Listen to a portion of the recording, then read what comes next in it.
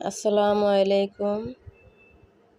আজ আমি ফুলকপি আলু দিয়ে রুই মাছ রান্না করব। প্রথমে আমি তেলটা গরম করে পেঁয়াজ বাটা রসুন বাটা দিয়ে ভালো করে কষিয়ে হলুদের গুঁড়া মরিচের গুঁড়া ধনিয়ার গুঁড়া স্বাদ মতো লবণ দিয়ে মশলাটা একটু কষিয়ে হালকা একটু পানি দিয়ে দেব। পানিটা দিয়ে মশলাটা লাল করে ভেজে এখানে আমি ফুলকপি আলু দিয়ে দেব। তরকারিটা দিয়ে এখন আমি নাড়াচাড়া করে এখন ঢাকনা দিয়ে রেখে কিছুক্ষণ নাড়াচাড়া করে এখন আমি টমেটো এখানে দিয়ে দিছি।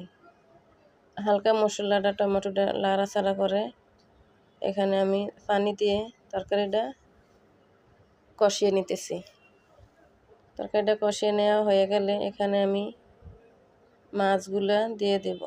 মাছগুলা দিয়ে তরকারিটা ভালোভাবে রান্না করে এখন আমি তরকারিটা নামিয়ে ফেলব। আমার ভিডিওটা যদি ভালো লাগে বেশি বেশি শেয়ার করবেন ও পাশে থাকবেন। আপনাদের সবাইকে অসংখ্য ধন্যবাদ আমার পাশে থাকার জন্য এত সময়।